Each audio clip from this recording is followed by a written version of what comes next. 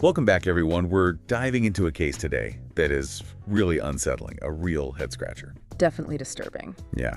We're going to be looking at a YouTube video from the channel True Crime Story. It's titled, Boyfriend Kills Girlfriend's Entire Family. Yeah. But, as we'll get into, there's a lot more to it than just that. Yeah. So, okay, so set the scene. September 17th, 2023. Romeo, Ville, Illinois. We've got police.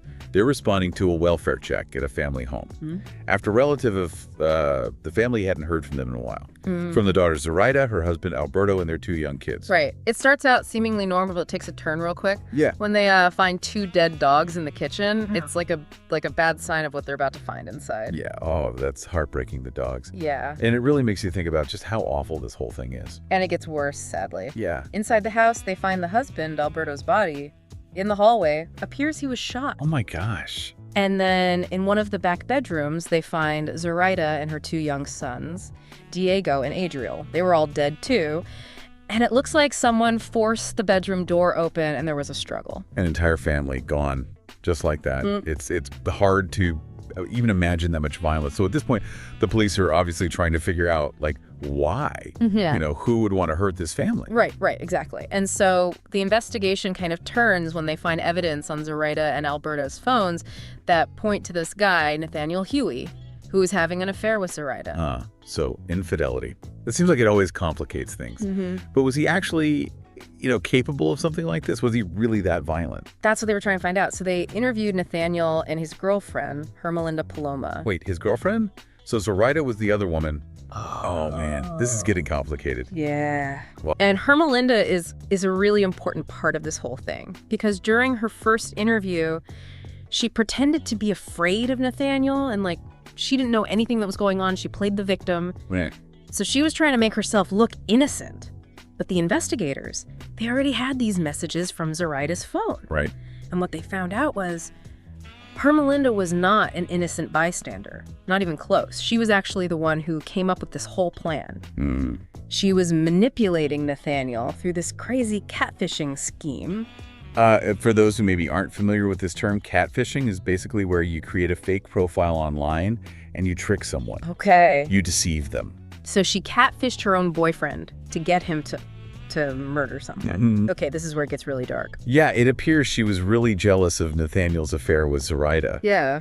And it seems like it just completely took over and led her to plan this horrible act. But how did she convince him to do it? What did the catfishing actually look like? Well, she went online and pretended to be this hacker who had found out that Zoraida was secretly working with a cartel. Like she was a cartel informant or something. Cartel informant?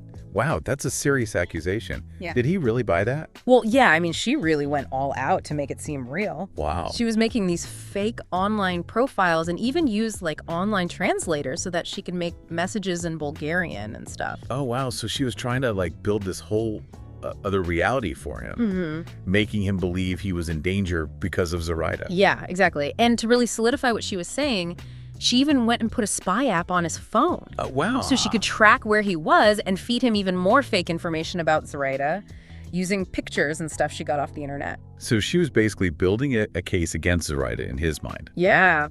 But even if he believed Zoraida was dangerous, why would he go and kill her entire family? I mean, that just seems way too far, even for someone who's, a jealous lover. Yeah, that's a question that investigators are still thinking about today. It seems like Hermelinda really wanted to completely eliminate anyone who was connected to Zoraida. Right. Maybe she wanted revenge, or maybe she just wanted to make sure Nathaniel wouldn't be tempted to go back to her. This is scary. It really shows how dangerous jealousy can be, especially with technology nowadays. This story is already crazy, and we're just getting started. Yeah. And what makes it even more messed up is how much planning went into this. Right. This wasn't something that just happened in the heat of the moment. Right. Hermelinda and Nathaniel planned everything out in detail. So they really sought this out, huh? It's kind of like they were trying to pull off the perfect crime or something. Oh, yeah. They did their research. They looked up Zoraida's house. Okay.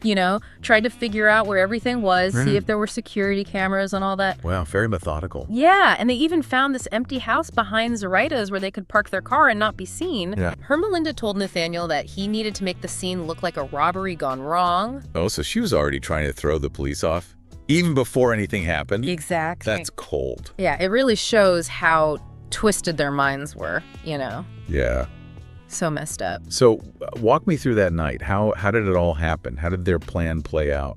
Well, that night, Hermelinda drove Nathaniel to Zoraida's house. Okay. And then she waited nearby while he went in and did it. So she wasn't actually there when the murders took place? No, she wasn't. I mean, she's the one who came up with the whole thing. She manipulated Nathaniel into doing it. Right. But she didn't actually, do it herself. She was more like, I don't know, the puppet master or something, pulling the strings from a distance. Yeah, but she's still involved, right? I mean, she drove him there, waited for him to finish. Oh, absolutely. It's terrifying to think about. Yeah, and legally speaking, she's just as guilty. Right. Her actions are what caused those murders to happen. This Hermelinda is scary. But even with all their planning, things didn't work out perfectly, did they? You're right. They were going to get rid of all the evidence, Zoraida and Alberto's phones, their clothes and stuff. Right. But a storm rolled in that night. Oh, wow. And it looks like that stopped them from finishing. So even with all that planning, the weather got in their way. There's something, I don't know, I guess it's good they couldn't completely cover their tracks. Yeah, and, on top of that, Nathaniel didn't want to help the police at first. Uh-huh. So guilty conscience, maybe? Could be. But it was actually those two things that brought them down in the end. Okay, but how did the police figure it all out? Huh. I mean, Hermelinda and Nathaniel, they seem pretty smart. Well, the investigators thought it was strange that Nathaniel didn't want to give them his phone right away. Oh, yeah. He said he had deleted all the messages, but, technology isn't always perfect, luckily. Right. Things don't just disappear forever. Nope. And the police were able to get those messages back. Oh. And those messages, they showed everything. All of Hermelinda's catfishing, all the manipulation, the lies, everything. Wow. So they had their proof? What happened next? Well, once Hermelinda realized what was happening, that the police were onto her, she took off. Oh, wow. They put out a warrant for her arrest, and eventually they found her and Nathaniel in Oklahoma. Trying to run away, huh? Yeah. But, you can't hide forever. Nope. The police tried to pull them over, but they crashed their car after a short chase. And, well, that's where it all ends, and not in a good way. Okay, tell me what happened. What happened in that last confrontation?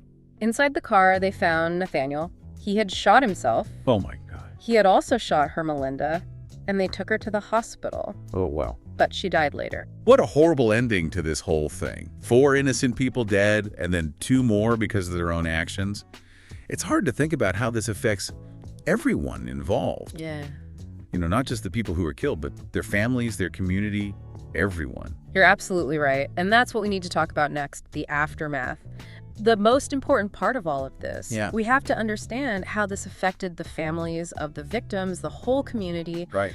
And, what this case means for staying safe online. I can't imagine what Zoraida and Alberto's families are going through. It's just unimaginable, losing your loved ones like that. Yeah. And it goes beyond them, too. It affects their friends, the whole community. Right. And what about Nathaniel's family? I mean, they lost someone, too. Even if he did do something terrible. Yeah, that's got to be a tough situation, right? Trying to grieve while also dealing with, what he did. It makes you think about how we never really know people completely, even the ones closest to us. It really does. We really need to talk to each other, be open, and, look out for any signs that something might be wrong. Yeah. And this case also shows just how dangerous jealousy can be. If you don't deal with it in a healthy way, it can lead to, well, you see what happened here. Yeah. Hermelinda's jealousy just took over, and it led to this awful tragedy. It also makes you think about how dangerous it is online. It's easy to hide who you really are and trick people. It's true. It's like, they always say if something sounds too good to be true, it probably is. Right, exactly. But sometimes it's hard to see those warning signs, especially with someone like Hermelinda, who was so good at manipulating people. So what can people do? Be careful. Don't give out too much information about yourself online. Yeah. And question what you see, what you hear, and always trust your gut feeling. If something feels wrong, it probably is. Yeah.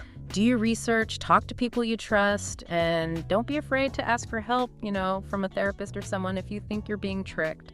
This case, it really shows us the worst of humanity, how our emotions can get out of control and lead to terrible things. It makes you think, It makes you think about life and how fragile it is. Well, everyone, that's another deep dive complete.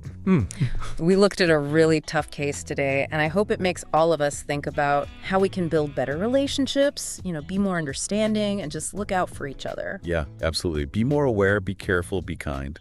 Thanks for joining us. Until next time, stay curious, stay informed, and stay safe.